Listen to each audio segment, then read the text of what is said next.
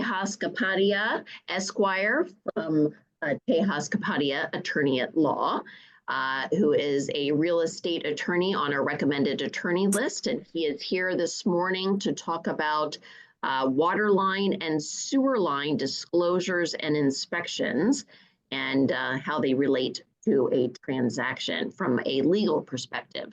So thank you so much for joining us, and I will let you take it away. Well, thank you. Thank you for having me. A little background on me. I've been doing this about, 23 years now. It has been fantastic. The last maybe 15 years on a personal level has been very dedicated to real estate law and transactional work of any sort. As a firm, there's also a couple other attorneys here. We have estate work done here, divorce work done here, probate work done here. But me personally, I just do real estate. I do real estate, any kind of transactional work.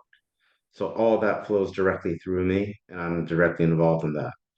Now, in terms of what we're talking about today, I see it as a subset of inspection in reality and seller's disclosure.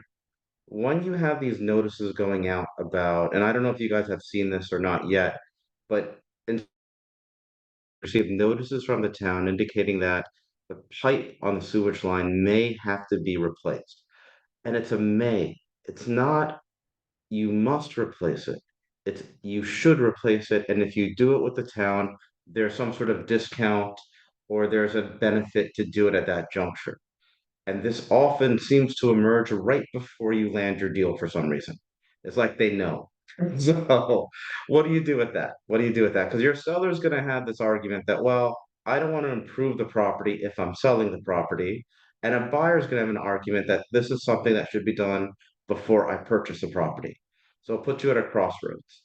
And like everything else in a real estate transaction, it's a negotiable point that I often feel should be raised and negotiated right either in attorney review or as the offer is being accepted.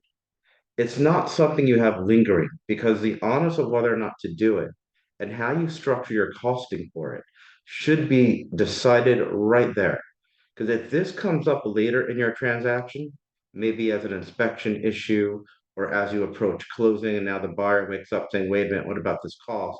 It can seriously derail your deal, right? Because you're in this tight market where probably a buyer has provided a premium in the first place to get that property, and the seller feels that I'm entitled to the premium because there's so much demand for my product.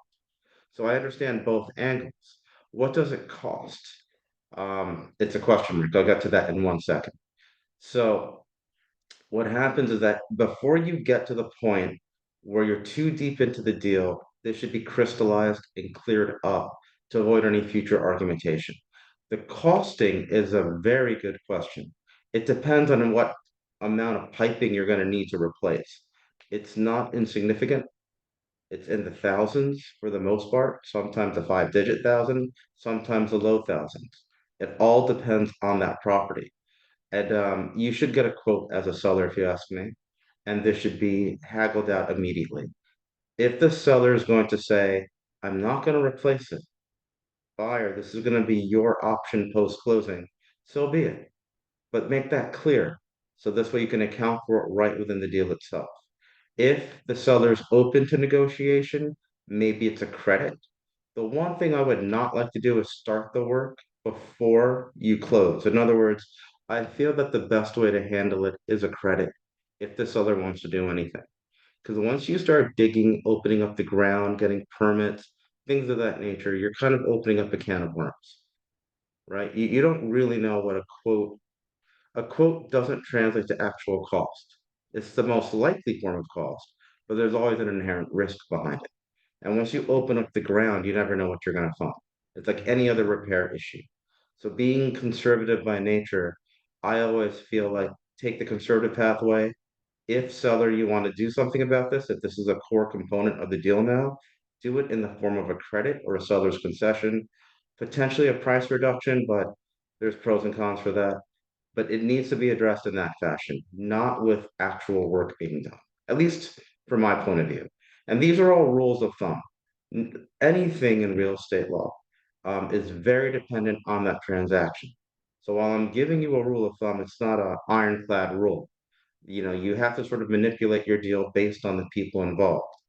If you get the best deal with the risk of doing the work, and the seller's like, I absolutely want to do the work, I don't want to give a credit. Once the pros and cons of that are discussed, put in writing, so be it. You take that pathway because you don't want to risk your deal again trying to alienate people. Because you've hit a market too where there are very polarizing emotions going on. So you want to negotiate this gently, but clearly. Does that make sense? Right. And just expanding into this, like inspection in the current market. And again, I'll speak to my direct experience. I'm hoping you guys have something better than what I'm experiencing, has been excruciating. It wasn't bad last year. You would have your inspection points over there. But this particular year, I've been seeing a lot of, how do I put this gently? Insane demands. Just $30,000 credits, $40,000 demands with no justification. So when you're in this market with these sort of demands floating out there and becoming more and more commonplace, every obstacle that you resolve from the onset is one less you're dealing with in the contingency. And that gets you closer to the finish line of securing the deal. Do you see what I mean? Like if you say, okay, and I'll take a different example, something even a little more mundane, like a chimney situation, and you're like, this chimney is as is, where is buyer taking it without any kind of inspection rights? Well, you've eliminated a major issue and what could be an obstacle and destroy your deal down the line. It's fantastic to do that. And I feel like the sewage line falls in that same category. It could be a potential deal killer if it's not disclosed and later surfaces midway through the deal. And depending how emotional people are, you'll see threats come out of people. People argue, well, why wasn't this disclosed? Seller will fire back its due diligence, and it opens up an unnecessary train of argumentation that's utterly worth avoiding. So I don't want to drone on because I can do that. All lawyers have that sad ability. Do you have something of a specific question that you want to query me? Like, feel free, interrupt. I have a question. Sure. So if you have a transaction, because what we've been finding is that there are a number of transactions that take place, and then an offer was maybe in a multiple offer situation, deal falls apart, maybe due to inspection issues. Hmm. What is your opinion in terms of disclosure after a home has gone through an inspection process once, and now it's going back on the market in terms of, maybe septic issues and things of that nature? What's your thoughts on that? That's a good question. We're in something similar like that right now. All right, so it depends who I am. Now, when I'm buyer's attorney and we're canceling based on inspection, the thing that I've always provided to every seller's attorney I've ever dealt with is a phone call stating that my client is not comfortable moving forward. I'll give you a verbal description on the phone. And then I will ask, do you want a formal letter from me? The reason why I do that, it's a courtesy. Because if I put out a formal letter, then you fall under an obligation as seller to disclose that to any future buyer. But if you tell me no, I'm just going to let you out as seller's attorney. I don't put out a formal letter. We do a letter, of course, memorializing cancellation, but I don't put down the grounds for it. So shifting that a little bit to when you're the direct seller, now you know all these things were wrong, even if it wasn't formally described to you. It depends on the nature of what's wrong. So if you have a health contaminant, a material issue, you should repair it. It's going to come back to you. If it was caught in one inspection and it was that major, it's going to be caught in all likelihood in the second inspection. So trying to kick it down the line and praying for the buyer who somehow misses it doesn't really work too well, right? And on top of it, there's an issue of latent defect. And now that you're potentially aware that there was something like this, you could be held liable for it. So, but if you're talking about something minor, that's a different story, right? Like take a really maybe specific example. What if you have sloped floors? Now, sloped floors, it's like a weird situation because it could be a structural problem, or it could just be the subfront of the house and be a non-material issue. Now, if you don't know it's a non-material issue, i.e., you just think it's cosmetic and the floors are tilted, and you have no reason to indicate or feel that it's a true structural issue, I don't know if you need to disclose that. One, it's open and apparent. right? Whenever a buyer puts in their offer, presumably they've been in the house and they stepped on the floor, so it'd be kind of obvious. Two, trying to directly say, hey, my floors are sloped is gonna probably harm you in terms of what you got on that purchase price. And three, if you don't know it's a structural issue and you just know it's sloped, I don't know what level of disclosure is truly required there. Does that make sense? What I'm trying to refer to now, if you knew that it was truly structural material, there's something wrong with the underlying beam, yeah, you're gonna have to disclose that. And frankly, before you put it on the market again, you should probably repair it or get a quote and sort of take care of that right from the onset. Again, I'm a huge fan of hammering out these kind of major issues before you get deep in. Jody, does that kind of answer it? Yeah, I mean, definitely. The way I approach things is that if it's something that I can't physically see with my own eyes when I'm in the house, like so for instance, a septic. So if the septic Sure. failed in some manner or needed a Mhm. substantial repair, I just felt like that's something that I can't see by being at the house. So So if that you would have to know be about something like disclosed that, though. that should, I'm sorry?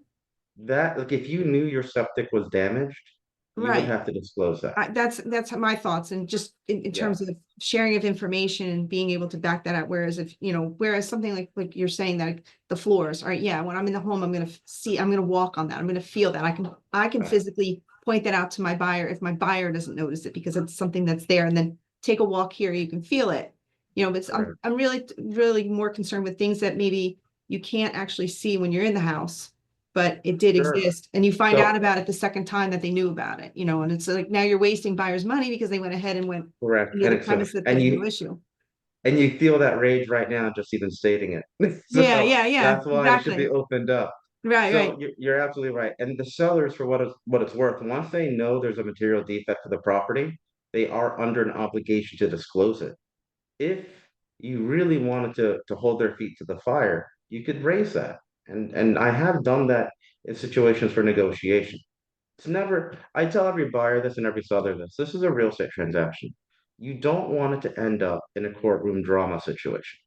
Because a lot of them, so for sellers, they get all riled up saying that why don't they understand how precious and valuable the property is?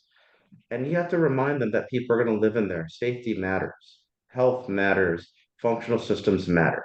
It's not about money, it's about humanity. And for buyers, once they finally land a deal, and for many of them, it takes months, if not a year plus, to get it, they become myopic. They almost forgot the journey to even land a deal. And these little petty things start emerging like a mountain. So you have to keep bringing them back down to earth to remind them, A, and I use this technique with buyers a lot. I've often asked them, like, if you had to put in 3,000 more dollars in your offer price to have landed the deal back when you got it, would you have done it? And most of them say yes. And I'm like, well, it's the same thing with the inspection, right? It's really you putting in $3,000 more, assuming that's the cost of repair, for you to charge forward. Like, you have to change their perspective to make them understand, to a certain extent, what they're getting and why it still remains valuable. And I do remind them, like, you've seen a lot of properties in the market. You've liked this one to the point where you've come to this stage. If you had to start back at square one, would you be willing to do so?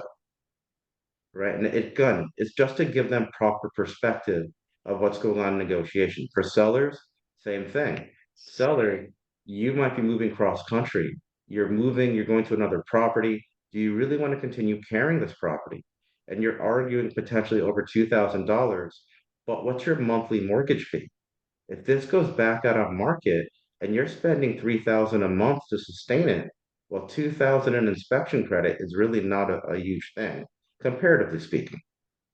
All right. And it's perspective. You got to give that to them. And I know I'm off topic, Jody. I've warned you about the ramblings of attorneys.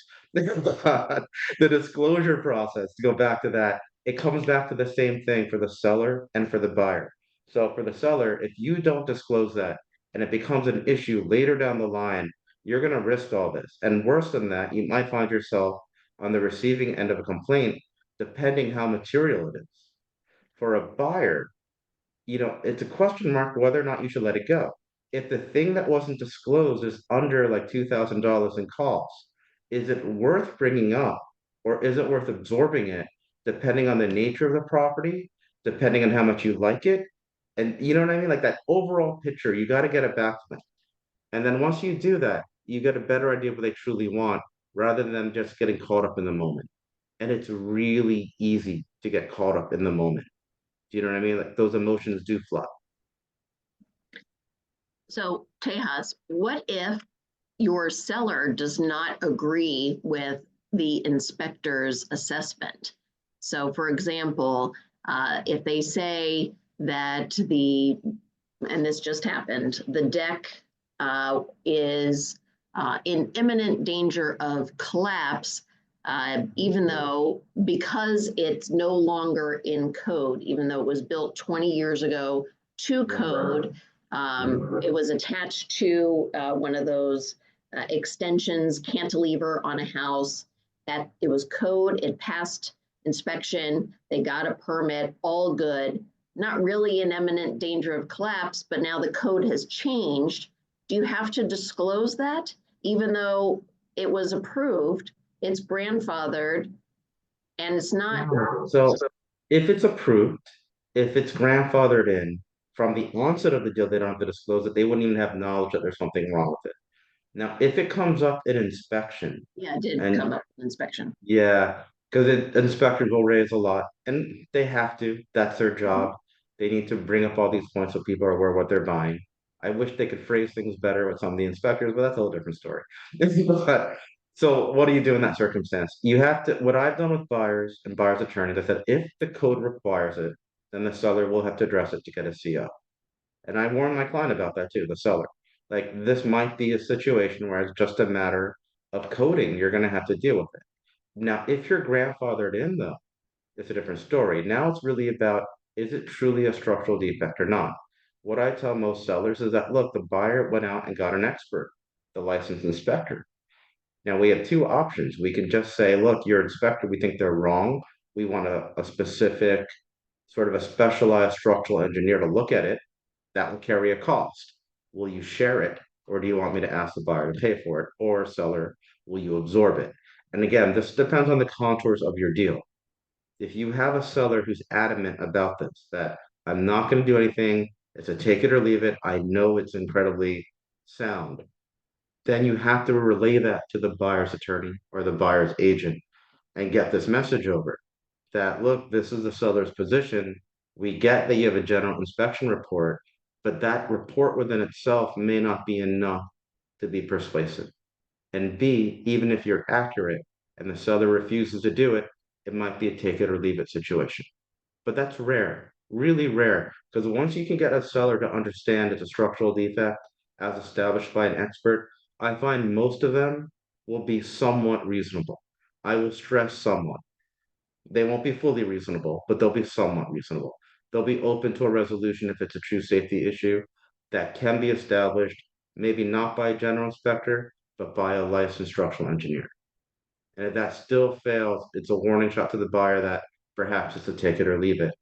And then I always tell a seller too on the back end that I hope you understand if you cancel based on this and you put it back on a market, you will probably have the same issue come up. You will have to disclose this came in because it's now been negotiated, it's been open. You have to disclose it, unfortunately. Does that make sense? Yes, absolutely. Thank you. You got it.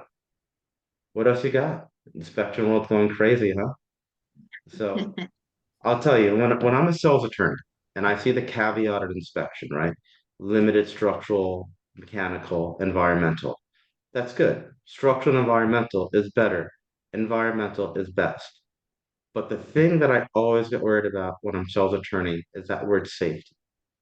When I see safety as one of the terms included in the inspection contingency, that is pretty much a free-for-all. You can raise almost any point and put it under that umbrella. So if you're a seller and you're looking at your deals and you see that word safety, that should be a red flag insofar as your inspection contingency is incredibly broad. That means that like even if your driveway, for example, has a crack in it, you're going to see that argument that it's a trip hazard. Do you see what I mean? Like you, because the whole door is open, everything is safe. All right. So if you're seller evaluating these things, do look at that caveat and see if that word safety is in there. If it is in there, I'm not trying to say give unsafe homes to people. What I'm trying to say is that maybe you caveat it. And caveating it might be defining a threshold amount for it to be material. A safety issue wherein it costs $5,000 or above to repair, or 2,500, something like that. Just so there's an actual restriction on the inspection instead of that free-for-all approach. Right? So Liz has Then, a question. mhm. Liz, if Oh you want to yeah, unmute yourself. fire away. Uh-oh. Good morning. Okay. Did you ever come across did you ever represent clients who had bought a house or were interested in buying a house that was a for sale by owner? And in the past year, the for sale by owner did not want to, or didn't feel, or had I guess, an attorney who told them they did not have to disclose or have a seller's disclosure. No, I mean, most attorneys, I mean, knock on wood, most attorneys I've dealt with, despite rumors and what have you, have been actually pretty pleasant. You know what I mean? They've been competent. The only time I've seen something like what you're describing is if it's an out-of-state attorney, like a New York attorney licensed in Jersey who's not familiar with this body of law, or an attorney in general who's just not familiar with real estate law. There are case laws and statutes on point where there's an obligation to disclose a defect that you're known of, like that you know of as seller. It is, it's not even a point of argumentation to people who practice this area of law. I mean, so if you're running across that, you should probably notify your own attorney this is ongoing and raise it through the attorneys because it's getting to the level where, see, like realtors, you guys are in a very weird spot after the deal starts. On one hand, you're still the primary advisor to the client. They have the most comfort with you. They've been with you for so long. So they're going to call you just on an emotional level. On the other hand, you have to be careful that you don't end up incurring liability on your level for giving legal advice. Do you see what I mean? Like you got to straddle that fence between client care versus your liability on a professional level. And that's where when you have this situation come up, if it's getting sticky, what I've done with my clients and the agents that work with me, conference call. That's a three-way call. This way, the client gets the emotional comfort of having you there, but they have the legal advice of having me there. And it makes a more synergistic approach. And this is something you'd have to discuss. If something happened in your deal where there was a failure to disclose and it led to heavy duty costs or material costs to your client, then that's an actionable thing that their attorney is going to have to jump into. But that's not something you could say because that's bordering on legal advice. Do you see what I mean? So that's where you have the three-way conference. Right. So and we've seen it, like I had this situation just recently, and the seller was told by her attorney that the disclosure did not have to be disclosed or written out or filled out or anything. But then, I mean, it is state law in the state of New Jersey. Not, I don't Yeah, know about New especially York.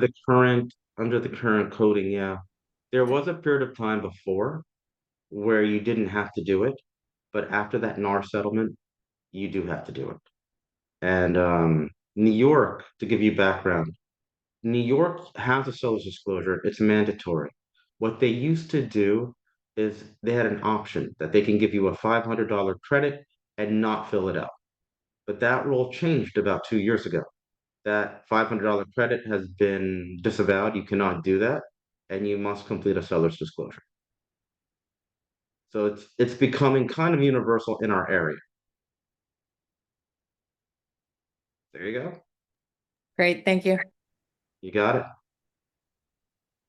Perfect. Any other questions? If you have any questions, you can unmute yourself. I think I've stunned them into silence. Thanks. Still So early in the morning. it is actually. I mean, I put it this way, in terms of other general aspects, and the market is opening up, so this is not as relevant as it was a couple months ago. Lately, what I've been or I was seeing was the cause of the sale being based on one of the two Ds, either death or divorce. And that has been diminishing, but unfortunately, an F has now sort of accrued. I'm seeing foreclosures again, and I haven't seen those in a while, but they are rearing up. And I think with the current economic status, with the markets in flux, you might see those more and more. So, and the reason why I'm bringing it up is that I think it's important to understand what caused the sale and how you negotiate. Right now, if it's a straight resale where the seller is doing it and they are doing it for monetary reasons or they got a new job, the way you handle that is much more straightforward. When it's a divorcing set of clients and you're negotiating, you have to be careful and you have to pick and choose what matters to you the most. This is a frictional transaction for the most part, and your two sellers are not going to agree on almost anything because they already hate each other for the most part. So you pick and choose those things very carefully to get your deal to the finish line. If it's an estate sale, you have to go in knowing that the seller knows nothing about that property. There's no point asking for representation. The person who would have known unfortunately passed away. So asking for whether or not there's an oil tank on the property, whether or not you know there's a latent defect, the estate will just throw its hands up in the air and say, we don't know, do your due diligence. And the other thing about estate sales is that and again, there's that level of kind of finagling the line between too much advice and client care, but the ducks need to be in a row. Like we had a deal a couple of weeks ago, closed finally, but the seller died and they were a resident of Virginia, but they had a property in New Jersey. And for whatever reason, I was buyer's attorney. They didn't do probate anywhere. So that means that we're through, like, not even three-fourths, we're 50% into the deal. We're asking, where is your testamentary letter? Where's your estate questionnaire? Where is all this stuff? And they're like, well, we're still working on probate in Virginia. So you got to get Virginia done. Then you open up an ancillary proceeding in New Jersey, and then you get those documents we need to close. You can imagine what that did to the timeline, right? So if you're dealing with an estate and you're the selling agent, right? You have the seller.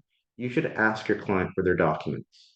And if something is missing, you get it to their attorney and say, do we have everything? Otherwise, again, you're going to have a delay at the tail end. And when you have a rate lock and you have these pressures that are coming up, buyer has a lease expiring, what do you do? What we did was we did a buyer enter early use and occupancy, which is not a great thing either, by the way, but we had to do it. So those kind of last minute finagles are not great. If it can be avoided and get an actual timeline, put yourself in a better position. So with the state work, you need to get documentation upfront. That last one, foreclosure. Foreclosure is interesting. And people throw that word around. Now, the thing about it is you have to first ask somebody, what is your actual equity in the property? I had a client come to me and said, look, I have a foreclosure complaint. I'm like, okay. And what's the amount of your payoff? And he gave me that figure. And I said, what are you selling it for? And it was tremendously over that figure. And I'm like, it's not a short sale. It's just that you got to sell and pay off your mortgage. It won't cost you anything on the timeline. He was convinced that it was a short sale. Like you're not going to get a reduction in what you're going to pay, and you're actually going to walk away with a good chunk of money. So in every respect, it's not a short sale. Yes, you have a foreclosure, you have a timeline because you don't want the sheriff's auction to come up, but you're not dealing with a short sale proceeding, right? So just understanding what they have because people throw words around, especially sellers, they just read stuff. And I'm not saying it's nefarious, it's just they honestly don't know. And you just got to make sure it is what you think it is. And if you're dealing with short sales, what I've warned every one of my buyers is that it will not close on time. You just got to go in knowing that it's gonna be delayed because when you're dealing with the foreclosing entity, they have to approve that purchase price. And I also warn buyers, be prepared at the tail end, you may be negotiating the purchase price. The bank may not accept that. You may have to give more money. Again, expectations matter a lot. And that also kind of, once you set down those expectations, your inspections make better sense for them, your timelines make better sense, you get a smoother transaction. And that front ending of expectations, it is a great thing if you can do. There you go. I've droned on once again. So, fire away. Anything else on your mind? Any other questions? So we are 5 minutes past the hour. Oh, does somebody have a question? I have a question. Go ahead. How do you deal with sellers who have work done in the house without permits? A large cup of scotch. I've had that quite a bit, unfortunately. I had a client who was selling and they built a man cave, for lack of better description, in the garage. They turned it into a second living room. They knocked out a dividing wall, joined a bedroom into it somehow. No permits whatsoever, like none. And we only found out 3 days before closing. So that was a nightmare, to put it gently. How do we do it? You got to go to the town and you got to, depending on the nature of what was modified, they can open permits, close permits. The town will be angry, but they understand it. Maybe there's a penalty involved, but that's if it's something that still fits within the rubric of reasonable. The one I described to you was utterly unreasonable. That one we had no choice. I told my client, you're gonna have to you have to see if the buyer A will be patient enough to wait while we rectify this. They may not be willing to, they may not be able to, depending on their housing. So that's part one. Part two, we have to get a list from the town of everything that's a nonconformity. And then you'll have two options. If the town is cooperative, they will say, okay, we're gonna look at what you did and we're gonna see what's reasonable and what's not. And then what's not reasonable, you have to restore. If the town is utterly non-cooperative, you are restoring that. And that could cost you months with a contractor, not to mention the cost behind it, but no option. Now, if you're talking about something like a water heater or something like, and I consider that minor, because the water heater really is minor. If properly installed, the town can come out. You open a permit, the town comes out, inspects it, then closes the permit. If you're talking about a roof repair that required a permit, again, same pattern. If you're talking about that major renovation that I just described, you have those patterns as well now. Does that sort of answer it? Perfect. Yes, Yeah. thank you. Yeah. And the scotch makes it just a lot easier to deal with. So Thank you. there you go. Tejas, do you want to give everybody, all of your information is on our recommended attorney list, but just give everybody some information about where to find you. Yeah, and do you want me to put in the message or verbally describe it? Yeah, you're located in Waldwick. Yeah. So yeah, we're located in Waldwick, Mhm. which I think everyone's local, but in case you're not, it's right next to Allendale and Ridgewood. In terms of how long we've been here about 15 years. The way my office is designed with my staffing, we have about two paralegals, we have an attorney, we have a law clerk besides me. So in other words, like right now I'm talking with you, but my inspection letters, all that are being worked on. The work is always ongoing. When I was a solo practitioner, that was the one thing I hated about being a solo. If I'm doing something, then nothing else is being processed. So over time, I've just found this to be incredibly more efficient to have a team doing it. It also helps with client care. Client calls in, there's no voicemail. They get a live person. It's not a machine. They talk to someone, whether it be me directly, the paralegal, they'll get somebody. And the way I work with people, and I tell every client up front, administrative work, you're going to be talking to a paralegal. Like, what's administrative work? You're asking what date is the closing or did we get an email? Someone's going to be there. But anything legal, substantially legal, like you have an inspection question, you have an AR question, you have a closing question, you're talking right with me. Like I don't just pawn them all. They have a lot of contact with me directly. And then one of the great reasons why we recommend you on our list is because you are always communicating with the realtor as well and keeping them. Absolutely. It's a team effort. It's definitely, they said it takes a village to raise a kid. It takes an entire nation to help you close a property. So it is a team effort without a doubt. And I consider you a team member. So if I have an issue, and I've done this, when I know I have a difficult attorney on the other side, And when I say difficult, I'm not talking about personality.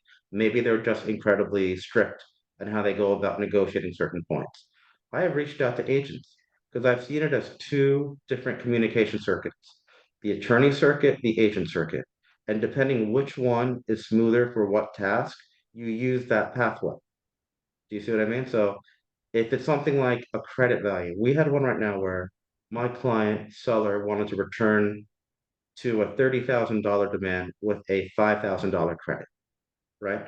I said that if I bring that up to the other attorney, I might as well just kill the deal. It's not going to go well. But I want to feel out the other side. So I called up my agent. I had her interface with her counterpart, and we came to a settlement at 10,000. Just to give an idea. Now, had I just started at the 5,000 and haggled it from there, I don't know how that would have turned out. But starting at the 10,000, it didn't insult the other side at all. It led to a more amicable resolution, and it streamlined the process. Just to give you an idea, like I like to really involve everyone on it. And it again, it's contour to the deal, right? If it's a deal where you're not comfortable with it, of course I'll never put you in that spot. I think a lot of times too, that type of situation falls in line when we as agents receive a letter from whatever attorney with a laundry list of repair requests. And Yes, it's like, painful. are you trying to kill the deal, or like, what's really the story here? Like, do they really Yes. want to move forward, or is this their way of trying to get out? And then we, agent to agent, can kind of have that conversation to determine like really what are the important repairs that the buyer is looking for. So that way we can kind of massage Absolutely. it a little bit and work together with the Yeah. attorneys to keep the deal And together. there's something about client care. So what I've seen clients do, if they're in the deal and they're not happy with something, whether it be an attorney service, it could be an agent service, they don't express it to that person. They tell the other person. So whenever I get wind of that, I tell my agent, and I always ask the same, because transparency and communication is how you can sort of evolve your customer service. Our business is all about word of mouth and reputation. So the one thing I want everyone to walk away with is a good reputation, because that is a better advertisement than anything we can do. And the best way to do that is a good customer service. So that's why it's a team effort to make that person happy. I saw a message about appraisals. Hold on, let me just see. Mhm. She asked how to handle appraisal gap issues. Ah, okay. Am I talking as seller or as buyer when you ask me that? So I'll put it in two ways. If I'm buyer, I buyer's point of view. Very good, I guess. So it depends. First, I ask the buyer, what's your liquidity and how much, if anything, do you want to contribute toward this deficiency? Now, if the buyer says, I want to ask as a starting point at the underappraised value, I call the other attorney up. That's a phone call and say, this is where it's going to go forward. Like, this is what happened. Here's the report. Here's the underappraised value. My client's looking for the full value. And then an email goes out as well. And then depending on the response we get, it's just a straight negotiation. Often with an underappraisal, where the seller does not want to reduce down to the underappraised value, we might meet halfway. It might be a 3/4 way, but normally you get some form of discount. The current market, what I tell most buyers if they ask me, and I don't volunteer this, is that your leverage sort of shifts the deeper you go in the deal. When you start at the very beginning, leverage is with seller on a multi-offer. They have tons of other buyers there. So you want to get out of attorney review, you want to lock this down. As you get deeper in the deal, the seller does not want to go back out to market. They have made other arrangements of where they're living next. That leverage has shifted a little bit toward the buyer. So you get cooperation. And again, these are rules of thumb. Doesn't mean this works in every deal, just general techniques. So when you're deeper in the deal, you can elicit better cooperation out of a seller. Just because they're going to work with you, they don't want to put her back out there. They don't want to go through the effort of starting this all over again. It's 2 or 3 weeks in. It favors the buyer. So at that juncture, you can maybe negotiate something better than had you raised this right from the onset.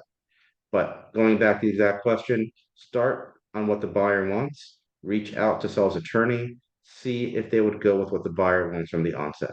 If that works, great, problem solved. If not, we're in a negotiation. There'll be a bit of a back and forth, but it ultimately most of the time resolves. When you have an extreme polarizing situation where the seller's like, this is it, I'm not reducing my purchase price. It's up to the buyer then if they want to produce all that money to cover the shortfall.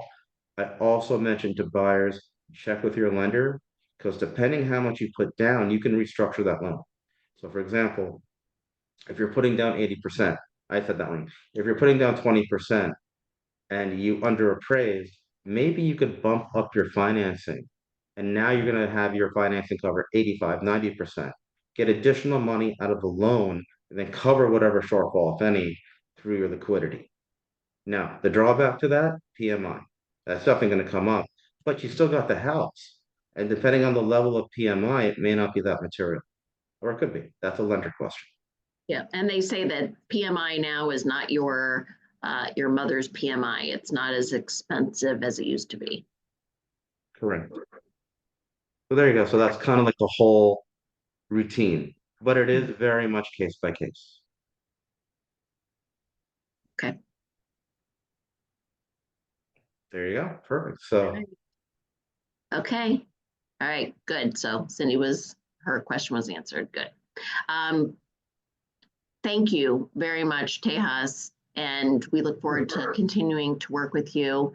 Thank you for your presentation this morning and sharing your insights with all of us. This is being recorded, so it will go out to the rest of the company as well. And as a reminder to everyone on the call, we do have a recommended attorney list. That's where you can find his information, and it is in .loop. It's part of every single one of your loops. So please share that with your buyers and your sellers. all right. Well, thank you. And reach out with any questions. Okay, sounds good. Thank you, everybody. Have a great day.